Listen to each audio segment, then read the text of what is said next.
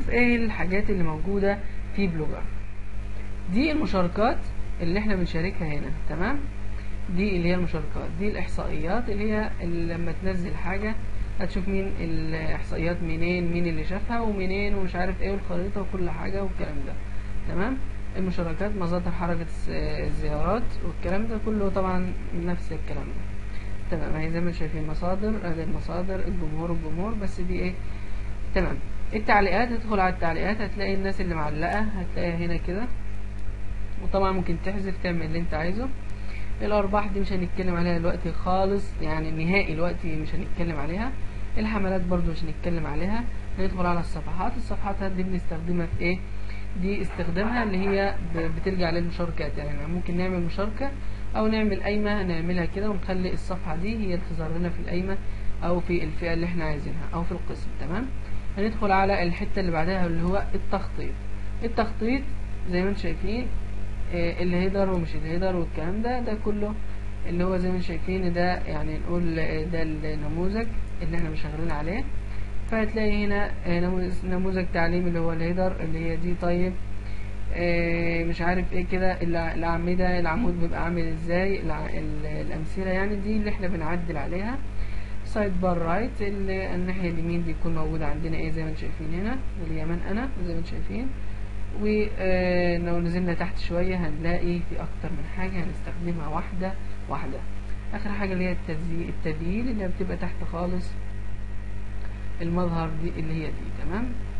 طبعا محدود جدا اللي قدامنا ده، فعشان كده احنا مش هنشتغل عليه، بس احنا بنقول الامثلة اللي عندنا، تمام. هننزل مشاركة، هنوريكم ازاي بننزل مشاركات. بنيجي على المشاركة هنا ومشاركة جديدة. طيب مشاركة جديدة دي بتنزل فين؟ بتنزل على اخر حاجة او على يعتبر على الصفحة الرئيسية اللي احنا بنعملها. طيب دي هنكتب عنوان المشاركة اللي هي مشاركة رقم 1. طبعا زي ما قلنا احنا مش هنشتغل على دي، احنا هنشتغل على حاجة تانية خالص ويعتبر المشاركة. طيب هنجيب اي حاجة ولا نسيبها؟ طيب هنجيب حاجة من المقالات بتاعتنا.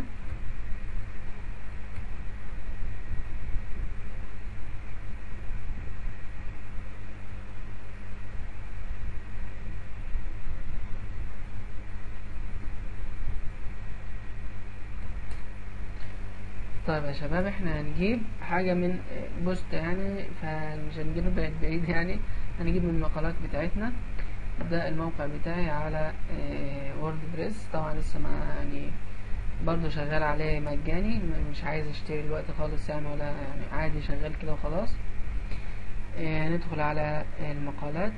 طبعا انا عامل طرق، انا عشان شغال مجاني فانا عامل طرق اللي هي تظهر لي لما اعمل كذا تظهر لي ايه. طيب هنجيب المقال ده، هنشوف بننزل المقال ازاي. طيب المقال بيتكلم عن عارفين حديث الرسول تبسمك مش في وجه اخيك صدقة. هنجيبه نسخ وهنيجي هنا خلاص نطلع من دي ونحطه الاسم، تمام. زي ما انتم شايفين المقال نزل. طيب انا هعمل مشاركة، احنا لسه الحاجات دي كلها نتعلمها بس مش دلوقتي. انا هعمل مشاركة خلاص، وبعد ما نعمل مشاركة هنيجي على المتصفح الخفي اللي احنا عملناه عشان يظهر لنا اخر مشاركات. شفتوا المشاركة جت ازاي؟ يعني زي ما قلنا يبقى شكل وحش اصلا. ليه؟ عشان الموجود هنا بفئة معينة او حاجة معينة بنشتغل عليها. طيب هوريكم كمان لو نزلنا بوست، ادي مشاركة 2، تمام. عفوا، مشاركة 2 وبعدها بيست، تمام. وهنعمل نشر. بعد ما نعمل نشر هنيجي هنا تاني وهنشوف الشكل بقى عامل ازاي. زي ما انتم شايفين ادي مشاركة 1، مشاركة 2 هندخل عليها من هنا. طبعا ادي مشاركة 1 بقت تحتها. طبعا تقول زي ايه، رغي ورغي وخلاص، اللي هو نازل تحت بعضه مفيش تنظيم ولا اي حاجة. طبعا ده انت اللي ممكن تنظمه لو فهمت التخطيط والمظهر، تمام. دي حاجة. الحاجة التانية اللي احنا ممكن نعملها ننزل على الصفحات.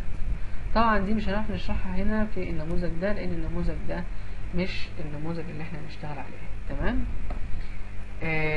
برضو احنا كده النهارده اتكلمنا عن ازاي تسجل خلاص، تجيب الدومين بتاعك، وبعد ما تجيب الدومين ازاي بتنزل منشورات.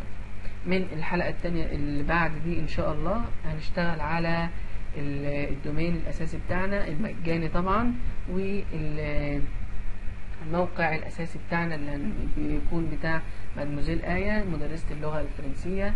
هنشتغل عليه كامل، واسيب لكم السكريبت اللي احنا هنشتغل عليه، واستنونا في الحلقة القادمة. والسلام عليكم ورحمة الله وبركاته.